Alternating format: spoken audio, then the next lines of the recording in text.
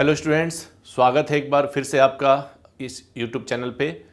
तो कल तक हम लोगों ने पढ़ा था कार्बोहाइड्रेट्स के बारे में, प्रोटीन्स के बारे में, और आज हम लोग शुरुआत करेंगे लिपिड्स के बारे में, फैट जिसको कहते हैं। तो लिपिड्स की शुरुआत करते हैं। लिपिड्स भी हमारे आहार में क्या है, एक महत्वपूर्ण अवयव हैं। तो लिपिड्स क्या है?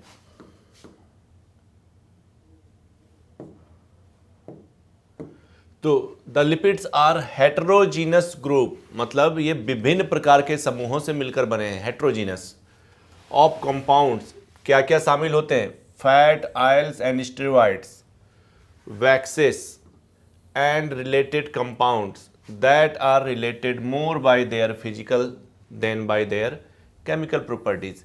तो ये भौतिक रूप से जो समान होते हैं, भौतिक संरचनाएं के साथ जुड़े होते हैं। तो लिपिड्स क्या चीज़ से बने होते हैं? तो फैट से बने होते हैं, ऑयल से बने होते हैं, स्टेरॉइड से बने होते हैं, वैक्सेस और मिलते जुलते कंपाउंड से बने होते हैं। तो लिपिड्स क्या है? हेटेरोजीनस है, विभिन्न प्रकार के कंपाउंड से मिलकर बने होते हैं। They have the common property of being, सभी में जितनी भी चीज़ों से लिपिड्स बने हुए हैं, अर्थात फैट, ऑयल, स्टेरॉइड, वैक्सेस इत्यादि, तो इनमें जो इनकी जो प्रॉपर्टी होती है, इनकी जो विशेषता होती है, क्या होती है? सभी में समान होती है। तो क्या क्या विशेषता है? रिलेटिवली इनसॉल्युबल इन वाटर, जल में क्या होते हैं? अघुलनशील होते हैं। Soluble in non polar solvent such as ether and chloroform, non polar solvent में क्या होते हैं? ये सॉल्युबल होते हैं, घुलनशील होते हैं। डाइटरी कंपोजिशन, हमारे जो आहार में इसकी क्या कंपोजिशन है? More than 95% are triglycerides. जितने भी हम भोजन में लिपिड्स लेते हैं, तो पूरा लिपिड्स का 95% भाग क्या होता है? ट्राइग्लिसराइड्स होते हैं। और अदर्स क्या क्या होते हैं? कोलेस्ट्रॉल, कोलेस्ट्रॉल एस्टर्स, फॉस्फोलिपिड्स और अनएस्टरिफाइड फैटी अम्ल या फैटी एसिड्स। जंतु का क्या सोर्स है? फैट को प्रोटीन, आपका जो लिपिड्स है, लिपिड्स के क्या स्रोत हैं? तो पहला स्रोत है जंतु स्रोत। जंतुओं से हम कैसे प्राप्त करते हैं? तो दूध के बने हुए प्रोडक्ट्स या डेयरी प्रोडक्ट जैसे मीट, बटर, घी, फिश, पॉर्क और एग्स, ये सब क्या है? जंतु स्रोत हैं। किसके? लिपिड्स के। वेजिटेबल, शाकाहारियों में क्या स्रोत है? ये कुकिंग ऑयल्स, जो खाना बनाने के लिए जो हम लोग तेल इस्तेमाल करते हैं, उसमें क्या होते हैं? लिपिड्स होते हैं। जैसे आपका सूर्यमुखी का तेल, सनफ्लावर ऑयल, मस्टर्ड ऑयल जो आपके सरसों के तेल हुए, ग्राउंड नट ऑयल, मूंगफली का तेल, और fats from other vegetable sources, दूसरे सब्जियों के जो सोर्स हैं, स्रोत हैं जिसमें फैट पाए जाते हैं। तो जंतु स्रोत और सब्जियां स्रोत, दोनों स्रोतों में लिपिड्स पाए जाते हैं। फंक्शंस ऑफ लिपिड्स, लिपिड्स का क्या क्या फंक्शन है? तो सबसे पहला फंक्शन मैंने आपको पहले ही क्लास में बताया था कि ग्लूकोज को हम रूपांतरित करते हैं किसमें? लिपिड्स में। तो लिपिड्स भी हमारे शरीर में स्टोर किया जाता है, संरक्षित किया जाता है। तो ये क्या है? स्टोरेज फॉर्म ऑफ एनर्जी, ऊर्जा का संरक्षित रूप। Important dietary components because of their high energy value. आपने देखा था इसकी एनर्जी, कैलोरीफिक वैल्यू कितनी होती है? 9 होती है। चूँकि इसकी कैलोरीफिक वैल्यू, एनर्जी वैल्यू बहुत ज़्यादा होती है, इसीलिए ये हमारे भोजन का महत्वपूर्ण अवयव है, इम्पॉर्टेंट है कंपोनेंट।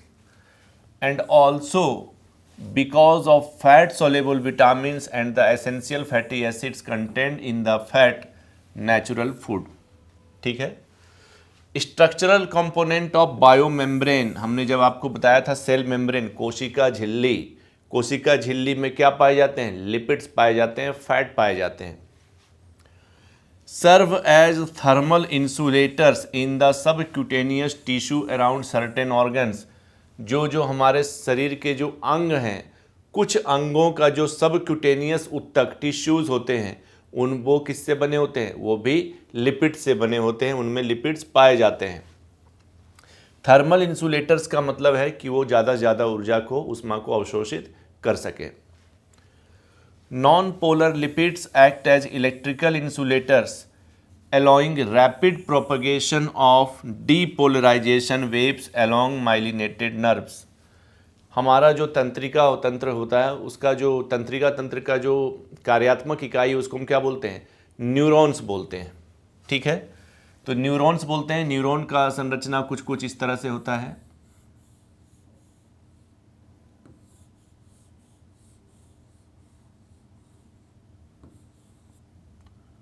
ठीक है, और ये इस तरह से होता है।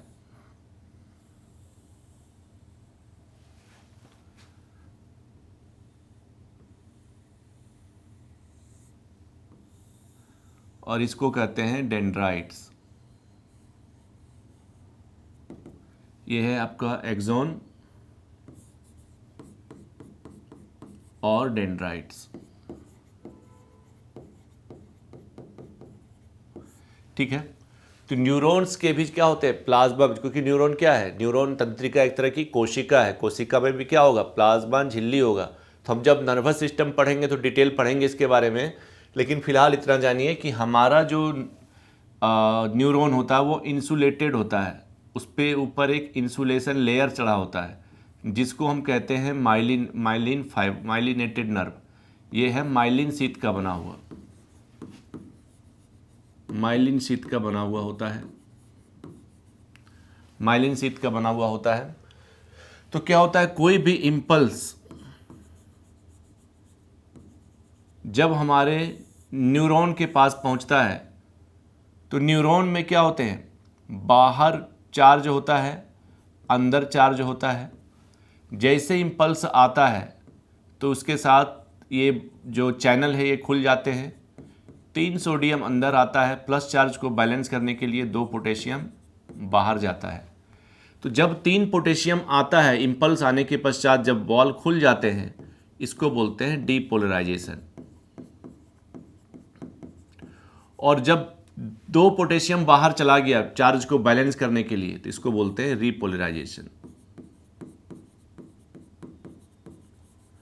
और जब कोई इम्पल्स नहीं है तो इसको बोलते हैं रेस्टिंग मेम्ब्रेन पोटेंशियल। हम लोग डिटेल पढ़ेंगे तंत्रिका तंत्र में, रेस्टिंग मेम्ब्रेन पोटेंशियल।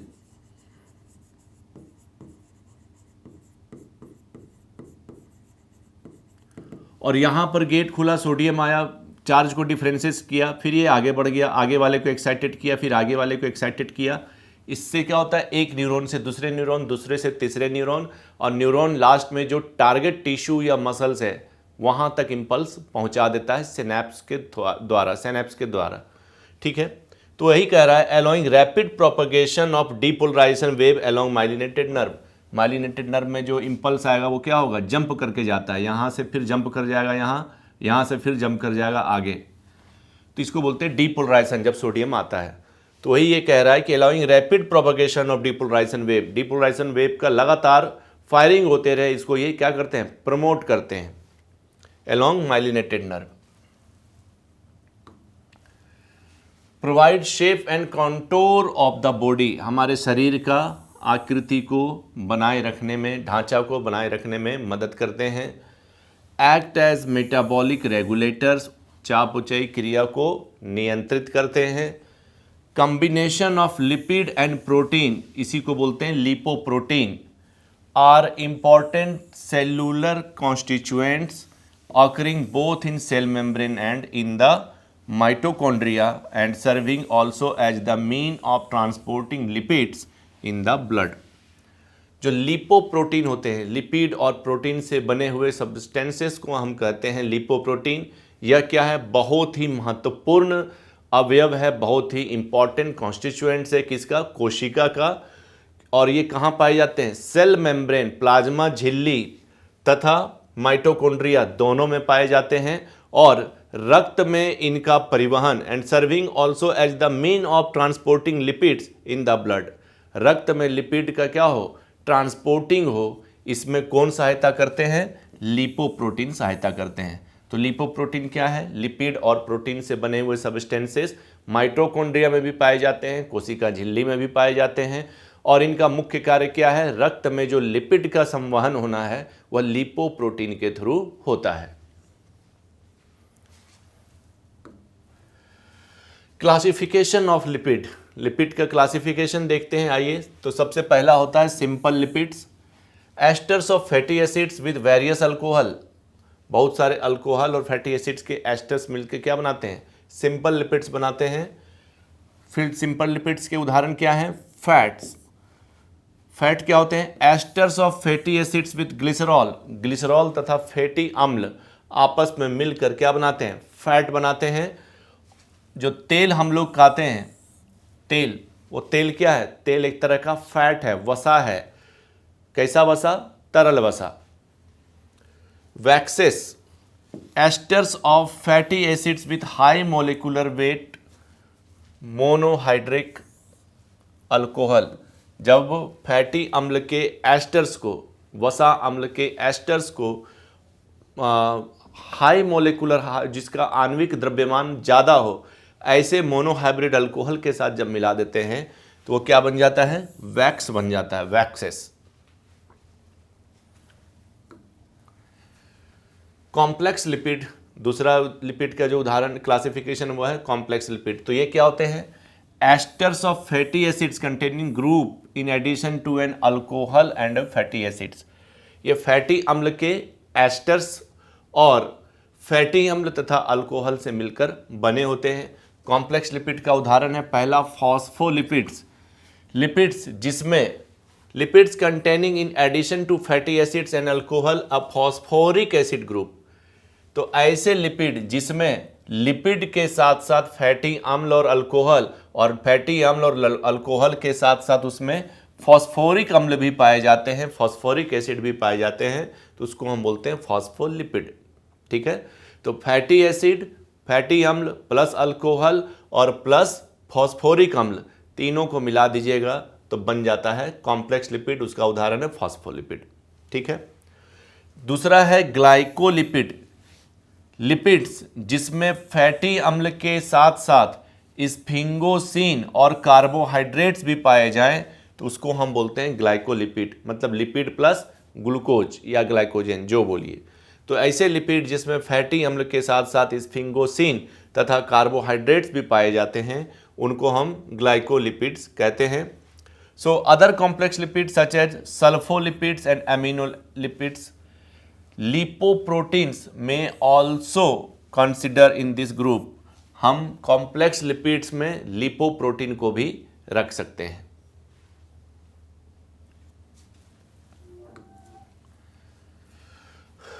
तीसरा है प्रिकर्सर एंड डेरिवेटिव लिपिड्स, अर्थात डिराइव किया हुआ लिपिड्स। सो दीज आर, पहला है फैटी एसिड, फैटी अम्ल, दूसरा है ग्लिसरॉल, तीसरा है स्टेरॉइड्स, अदर अल्कोहल, विभिन्न प्रकार के alcohols, fatty aldehydes, ketone bodies, hydrocarbon, lipid soluble vitamins और हार्मोन्स। ये सब क्या है? डिराइव्ड प्रोटीन है या प्रोटीन बनाने का प्रिकर्सर है। फैटी अम्ल क्या होते हैं? Fatty acids are aliphatic carboxylic acid. ये क्या है? एलिफैटिक कार्बोक्सिलिक एसिड है, कार्बोक्सिलिक अम्ल है। Have the general formula RCH2NCOOH।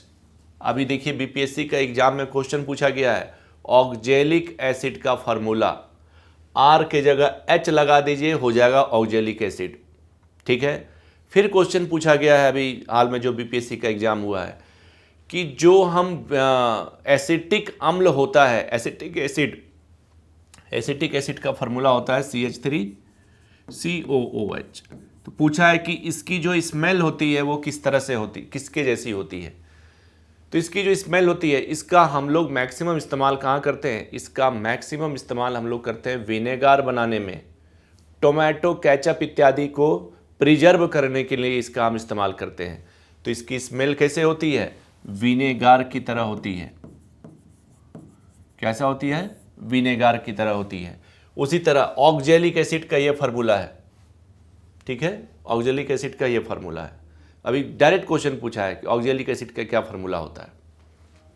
ठीक है, उसके बाद आगे बढ़ते हैं। इसका general formula RCH2 whole and COOH होता है। They occur mainly as esters in natural fats and oil but do occur in the unesterified forms as free fatty acids, a transport form found in the plasma.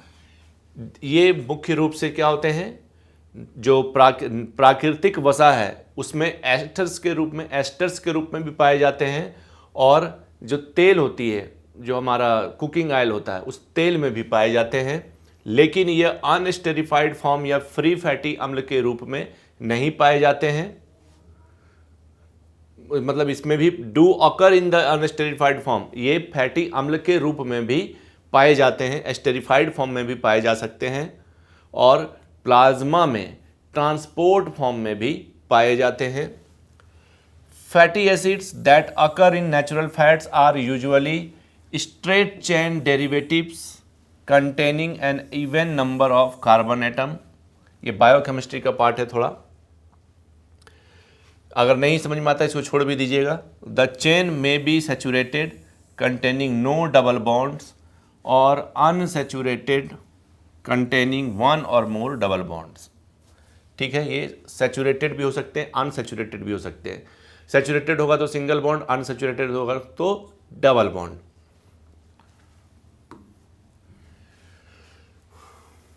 Fatty acids का classification. Fatty acids can be classified in any many ways according to the nature of hydrophobic chain. Hydrophobic chain के आधार पर भी कौन कौन से fatty अम्ल होते हैं? सैचुरेटेड फैटी अम्ल होते हैं, संतृप्त फैटी अम्ल, अनसैचुरेटेड फैटी एसिड, असंतृप्त फैटी अम्ल, ब्रांच्ड चेन फैटी एसिड जिसमें चेन ब्रांच्ड में होंगे, सबस्टिट्यूटेड फैटी अम्ल, और saturated fatty acids do not contain double bond. Saturated fatty acids में डबल बॉन्ड नहीं होते हैं, लेकिन अनसैचुरेटेड में डबल बॉन्ड होते हैं। While unsaturated fatty acids contain double bond, इनमें कैसे होते हैं? डबल बॉन्ड होते हैं। Biological importance of fatty acids. Fatty अम्ल का क्या जैविक रूप से उपयोग है? देखिए, fatty acids are the building blocks of dietary fats. जो भोजन में हम वसा लेते हैं उसका मुख्य स्रोत क्या है? फैटी अम्ल है। तभी वसा का पाचन होता है तो क्या बनता है? फैटी अम्ल बनता है। The human body stores such fats in the form of triglycerides. हमारे शरीर में जो फैट है, वसा है, वो क्या होते हैं? स्टोर होते हैं, संरक्षित होते हैं। किस रूप में? ट्राइग्लिसराइड्स के रूप में। जब भी ब्लड टेस्ट कराइएगा, CBC कराते हैं, कंप्लीट ब्लड काउंट, तो कंप्लीट ब्लड काउंट में जब ब्लड टेस्ट कराते हैं तो उसमें ब्लड में जो जो कंपोनेंट पाए जाते हैं सब के बारे में लिखा होता है। तो उसमें एक जगह देखिएगा ट्राइग्लिसराइड्स भी लिखा रहेगा कि ट्राइग्लिसराइड्स की मात्रा बढ़ी है या कम हुई है। ठीक है, अत्यधिक वसा के सेवन से ट्राइग्लिसराइड रक्त में बढ़ जाता है, जिससे समस्या उत्पन्न हो सकती है। Fatty acids are also required for the formation of membrane lipids. जो कोशिका झिल्ली में पाए जाने वाले जो फॉस्फोलिपिड्स हैं, उनमें उनका निर्माण करने में भी फैटी अम्ल महत्वपूर्ण भूमिका निभाता है। Phospholipids and glycolipids, they are required for the esterification of cholesterol to form cholesterol esters. They act as fuel molecules and are oxidized to produce energy. Fatty अम्ल ऑक्सीकरण की प्रक्रिया के पश्चात शरीर में ऊर्जा देते हैं। Digestion in small intestine. जो वसा का जो पाचन है वो कहाँ होता है? वो केवल और केवल छोटी आंत में होता है। मुख गुहा में हो नहीं सकता, स्टोमक में नहीं होता है, और केवल इसका जो पाचन है वो कहाँ होगा? छोटी आंत से शुरू होगा। तो छोटी आंत में देखिए क्या होते हैं? फैट डाइजेस्टिंग एंजाइम्स पाए जाते हैं। Major site of fat digestion कहाँ है? स्मॉल इंटेस्टाइन में ही मैक्सिमम फैट वसा का डाइजेशन पाचन होता है। Effective digestion due to the presence of pancreatic lipase. जो पेनक्रियाज है, अग्नाशय क्या करता है? पेनक्रियाज क्या करता है? पेनक्रिएटिक लाइपेज नामक एंजाइम को सिक्रीट करता है, जो कहाँ पहुँचता है? स्मॉल इंटेस्टाइन में पहुँचता है, छोटी आंत में पहुँचता है। साथ साथ पेनक्रिएटिक लाइपेज के साथ साथ बाइल सॉल्ट का भी, जठर रस जिसको बोलते हैं बाइल सॉल्ट का भी ये क्या करते हैं, सिक्रेशन करते हैं। तो पेनक्रिएटिक लाइपेज और बाइल सॉल्ट दोनों पेनक्रियाज के द्वारा सिक्रेट किया जाता है और ये महत्वपूर्ण भूमिका निभाते हैं किसमें, फैट के डाइजेशन में, फैटी अम्ल को बनाने में। Bile salts act as effective emulsifying agents for fat को तोड़ने के लिए सबसे महत्वपूर्ण एजेंट कौन है, बाइल सॉल्ट है। और बाइल सॉल्ट का प्रोडक्शन कौन करता है, pancreas. Secretion of pancreatic lipase is stimulated by, जो पेनक्रिएटिक लाइपेज है उसका जो उत्सर्जन है उसको प्रोत्साहित किया जाता है किसके द्वारा, passage of acid gastric contents into the duodenum. आपको बताया था स्मॉल इंटेस्टाइन, छोटी आंत का 3 पार्ट, ड्यूडेनम, जेजेनम और इलियम। तो ड्यूडेनम में क्या होते हैं, passage of acid gastric content, जो एसिड बनता है आपके ड्यूडेनम में वही क्या करते हैं, फैसिलिटेट करते हैं, स्टिमुलेट करते हैं किसको, पेनक्रिएटिक लाइपेज के उत्सर्जन को। By secretion of secretin, cholecystokinin and pancreozymin the gastrointestinal hormone, जो स्मॉल इंटेस्टाइन है वो अपने आप में भी कुछ हार्मोन्स, कुछ एंजाइम्स का उत्सर्जन करते हैं, जैसे सिक्रेटिन, कोलिसिस्टोकाइनिन, पेनक्रियोजाइमिन और गैस्ट्रोइंटेस्टाइनल जो हार्मोन्स हैं, इनके प्रभाव में क्या होते हैं, पेनक्रिएटिक लाइपेज का उत्सर्जन होता है। कहाँ से, पेनक्रियाज से। कहाँ पहुँचते हैं, ड्यूडेनम में। एब्जॉर्प्शन ऑफ लिपिड्स, लिपिड्स का जो अवशोषण कैसे होता है, तो glycerol, short and medium chain fatty एम्ल्स, chain length less than 14 carbon are directly absorbed from the intestinal lumen. मैंने बताया था आपको कल भी कि ये इंटेस्टाइन होते हैं, इंटेस्टाइन में लूमेन पाए जाते हैं, लूमेन में इस तरह से विलाई होते हैं, ठीक है। तो ऐसे फैटी अम्ल जिनमें चेन छोटे हैं या 14 कार्बन से कम का बना हुआ चेन है, तो इनको डायरेक्टली एब्जॉर्ब कर लिया जाता है। कहाँ, छोटी आंत के लूमेन से। और कहाँ पहुंचा दिया जाएगा, रक्त में पहुंचा दिया जाएगा, पोर्टल, हेपेटिक पोर्टल वेन के द्वारा। और फिर हेपेटिक पोर्टल वेन के द्वारा रक्त से ये कहाँ पहुंच जाएंगे, लीवर में पहुंच जाएंगे। और लीवर में फिर इनका क्या होगा, स्टोरेज होगा, ठीक है। लॉन्ग चेन फैटी एसिड, एक तो हो गया कि जिनका लेंथ 14 कार्बन से कम है, ठीक है। 14 कार्बन से ज़्यादा लेंथ के बने हुए जो फैटी अम्ल हैं उनका कैसे होगा अवशोषण, तो long chain fatty acids, free cholesterol and beta acyl glycerol together with bile salts form micelles. तो जो फैटी अम्ल, लंबे चैन वाले, लंबी श्रृंखला वाले फैटी अम्ल, कोलेस्ट्रॉल और बीटा एसाइल ग्लिसरॉल आपस में मिलकर क्या बनाते हैं, मिसेल्स बनाते हैं। इस तरह से मिसेल्स बनता है।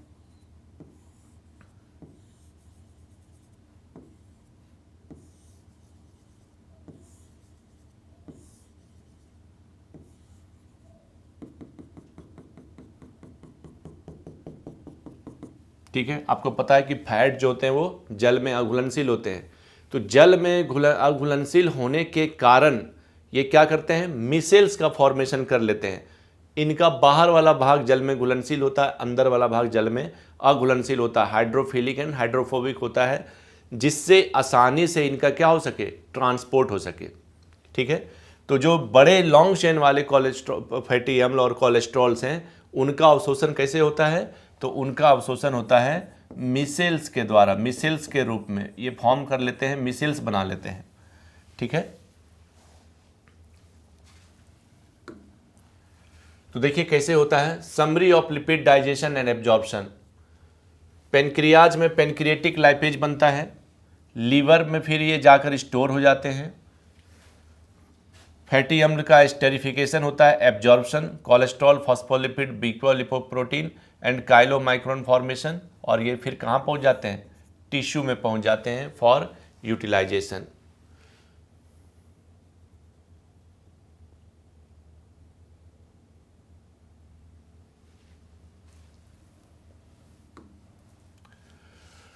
क्लिनिकल सिग्निफिकेंस ऑफ लिपिड्स, चिकित्सकीय रूप से किस तरह लिपिड हमारे लिए जरूरी है। Following disease are associated with abnormal chemistry of metabolism of lipids. अगर लिपिड्स का सही से चयापचय क्रिया ना हो शरीर में तो बीमारियां उत्पन्न हो सकती हैं। देखिए पहला बीमारी क्या है, ओबेसिटी, मोटापा। अगर ये लिपिड्स का सही से यूटिलाइज नहीं हो रहा है शरीर में उनका चयापचय क्रिया ठीक से नहीं हो रही है तो मोटापा होता है, ओबेसिटी होती है। एथेरोस्क्लेरोसिस, एथेरोस्क्लेरोसिस क्या होता है कि जो आर्टरीज होती है आपकी, आर्टरीज का जो वॉल होता है वो ठीक होने लगता है। क्यों? क्योंकि लिपिड्स, कोलेस्ट्रॉल यहाँ जाके जमने लगता है। ठीक है, लिपिड्स, ये आपकी आर्टरीज है,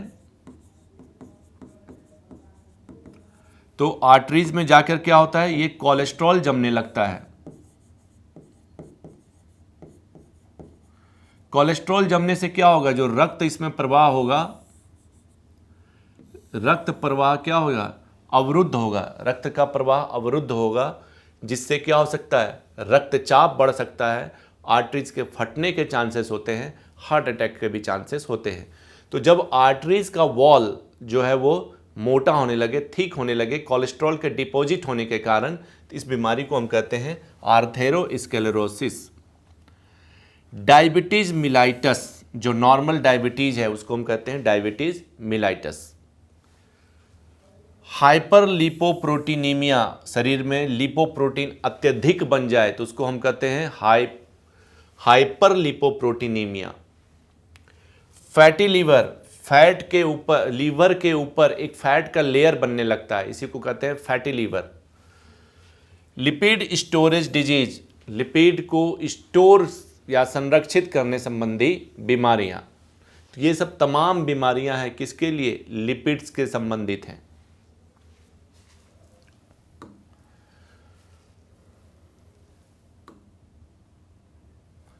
कंक्लूजन क्या है लिपिड्स के लिए? सो लिपिड इज वेरी इंपॉर्टेंट, बहुत महत्वपूर्ण है। क्यों महत्वपूर्ण है? Because of various functions it plays, इसके बहुत सारे क्या हैं, कार्य हैं हमारे शरीर में, इसलिए लिपिड्स हमारे शरीर के लिए बहुत महत्वपूर्ण हैं।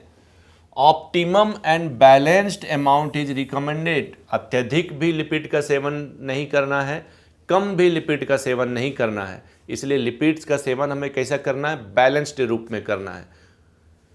It's deficiency can cause severe disease, हमने देखा कि इसकी कमी के कारण भी क्या हो सकती है, डिजीज हो सकती है, बीमारियां हो सकती हैं। Excess of everything is bad, किसी भी चीज़ का ज़्यादा से ज़्यादा उसको इस्तेमाल करना भी क्या होता है, हानिकारक है, नुकसानदेह है। So high level of lipid is major cause of obesity, जो भी मोटापा है, मोटापा का सबसे महत्वपूर्ण कारण क्या है, लिपिड्स। लिपिड्स का यूटिलाइजेशन नहीं हो रहा है शरीर में तो वो टिश्यूज़ में जाकर जमने लगते हैं, ज़्यादातर हमारे हिप टिश्यूज़ में, और मोटापा हमें देखने को मिलता है। तो मोटापा क्या है, लिपिड्स का डिपोजिशन है शरीर में। हाई ब्लड प्रेशर एंड सीवीडीज, अत्यधिक जो रक्तचाप है उसके लिए भी कहीं ना कहीं क्या है, लिपिड्स हमारे लिए उत्तरदायी है। तो हमें बैलेंस्ड लिपिड को लेना चाहिए, बैलेंस्ड लिपिड को हमें लेना चाहिए ताकि लिपिड्स की मात्रा कम भी ना हो और लिपिड्स की मात्रा ज़्यादा भी ना हो। तो दोस्तों आपने देखा कि कार्बोहाइड्रेट, प्रोटीन और फैट्स हमने डिस्कस किया आपके साथ। क्यों डिस्कस किया? क्योंकि हम पाचन तंत्र पढ़ने वाले हैं और पाचन तंत्र में हम किसका पाचन देखेंगे, तो जो भोजन हम करते हैं उस भोजन का पाचन देखेंगे। भोजन में हम क्या क्या करते हैं, कार्बोहाइड्रेट करते हैं, प्रोटीन करते हैं, फैट करते हैं। भोजन का मुख्य अवयव हमारा क्या है, कार्बोहाइड्रेट, प्रोटीन, फैट है। अब ये जो जटिल कार्बोहाइड्रेट, प्रोटीन, फैट हम जो भोजन के रूप में लेते हैं, इन्हीं का क्या होना है, इनको टूटना है। किसके उपस्थिति में, एंजाइम्स की उपस्थिति में। एंजाइम इसको तोड़ने का काम करेगा और कार्बोहाइड्रेट टूट जाएंगे ग्लूकोज में, प्रोटीन टूट जाएगा अमीनो अम्ल में, और फैटी अम्ल टूट जाएंगे, फैटी एसिड्स टूट जाएंगे, फैट टूट जाएगा फैटी एसिड्स में। तो इस तरह से क्या होगा, पाचन की क्रिया संपन्न होगी, और पाचन की क्रिया संपन्न होने के पश्चात अवशोषण की क्रिया स्टार्ट हो जाती है, जहां पर प्रोटीन, फैटी अम्ल और ग्लूकोज को रक्त के द्वारा छोटी आंत से अवशोषित कर लिया जाता है। तो दोस्तों नेक्स्ट वीडियो में मिलेंगे, उसमें हम लोग देखेंगे कि किस तरह से पाचन तंत्र में क्या क्या पार्ट है पाचन तंत्र का, और पाचन तंत्र में किस तरह से पाचन होता है, भोजन कहाँ कहाँ पहुँचती है और कहाँ कहाँ किस किस एंजाइम की उपस्थिति में पाचन का कार्य होता है। तब तक के लिए धन्यवाद। वीडियो को शेयर करें, लाइक करें, और ये आप लोगों के लिए बड़ा बेनिफिशियल है। जो दूर दराज में, एक दो लड़के मैसेज भी किए हैं कि सर हम गांव में हैं, हम पढ़ने के लिए नहीं आ सकते हैं, तो ऐसे स्टूडेंट्स के लिए वीडियो बहुत बेनिफिशियल होने जा रहा है। इसको आप लोग अच्छे से पढ़ें, ध्यान दें। कोई इश्यूज़ हो, क्वेश्चंस हो तो आप उस कमेंट बॉक्स में लिख सकते हैं। धन्यवाद, फिर मिलेंगे।